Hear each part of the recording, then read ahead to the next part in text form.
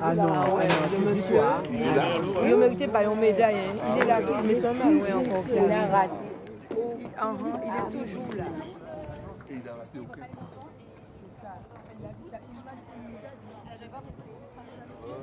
C'est piste 2, hein. Bien, c'était avant.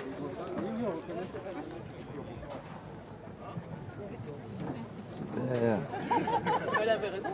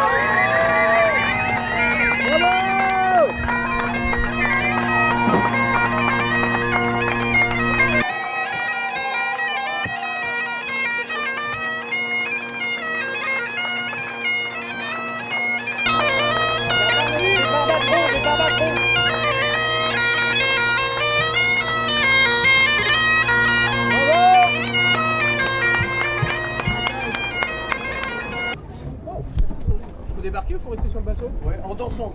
En dansant. Là, ça fait danser le noir. Ça va?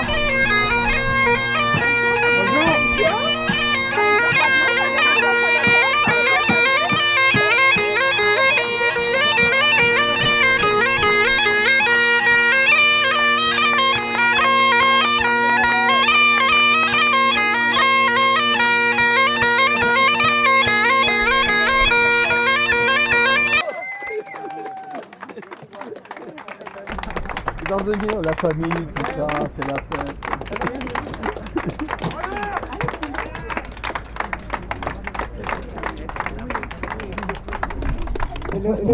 Alors fatigué comme je suis, je vais vous dire, je vais faire doucement parce Oui, que justement, vous allez me c'est à faire consommer tomber avec modération. comme d'habitude.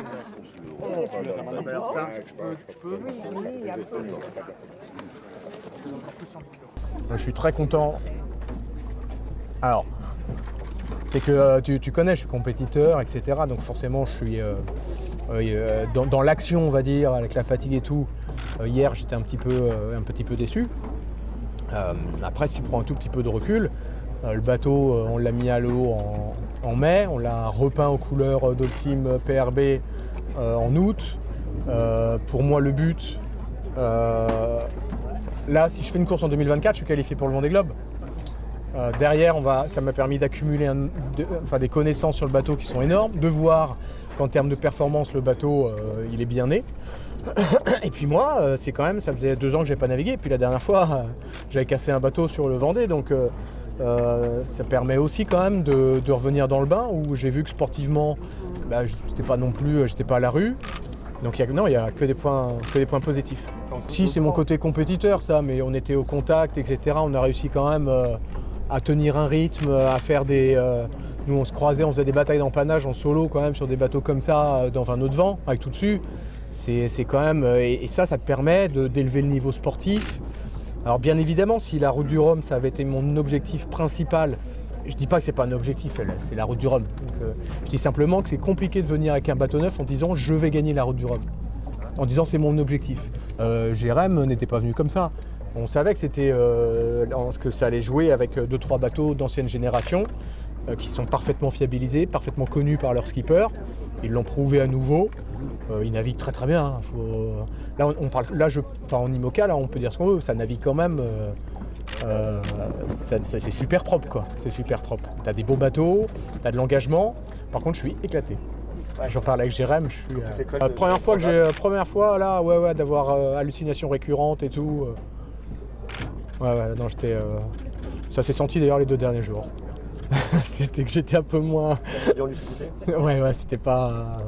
Non, là, les 2 derniers jours, j'étais plus. Non, mais c'est les deux. C'est les deux. Et puis c'est que là, on se connaît tous on se pousse, on s'entraîne ensemble. Et puis il y a du nombre. Donc forcément, quand il y a du nombre, quand t'es crème au-dessus, il en reste quand même plus. Et je suis très content aujourd'hui.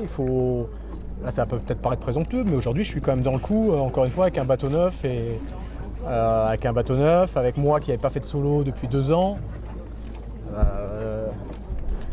Vous allez dire, j'essaie de me rassurer de ne pas être sur le podium, c'est un peu ça. Ouais. C'est un petit peu ça, mais non, il y a plein de points positifs. Le bateau est canon. J'ai fait un peu de bricole quand même. Mais voilà, de vue de l'extérieur, il a rien. J'ai cassé une lisse. Tu sais, ce sont des bateaux en monolithique. C'est en monolithique, c'est que du carbone, il n'y a pas d'âme. Et c'est renforcé par des lisses en carbone. Et il y en a une à l'avant due aux impacts de vagues qui a sauté. Et lors d'un check, j'ai vérifié. Le problème, c'est que quand on a une qui casse, si tu retapes aussi fort au même endroit et que ça l'a fait casser, tu vas casser celle d'à côté. Donc il fallait le faire. Donc ça m'a pris un peu d'énergie parce que tu imagines, tu as des cloisons en fait à chaque été à peu près. Et donc tu passes dans une trappe, c'est étanche, machin. Donc là, tu es avec la cagoule et tu fais de l'époxy. J'ai jamais été traumatisé. Non. J'ai jamais été traumatisé. Par contre, non, tu t'excuses pas, hein, c'est plus pour préciser. Par contre, ce qui est vrai, c'est que je pense que ça m'a mis une pression supplémentaire sur cette route du Rhum. Ça, ouais, ça c'est certain. C'est-à-dire que je suis arrivé sur le Rhum quand même en me disant, tu as des partenaires, le Team PRB tu casses un bateau qui accepte d'en refaire un. On a un beau projet, on a des gens géniaux dans le team qui ont mis beaucoup d'énergie. Je me suis dit, tu peux pas te faire un Vendée où tu arrêtes au bout de 3 semaines en cassant un bateau en 2, le Rhum, etc. Tu vois, donc j'avais vraiment à cœur de terminer. Ça s'est vu, j'y suis allé doucement. Puis après, tu te mets dans l'action. Mais je suis content d'être arrivé en ayant navigué comme ça.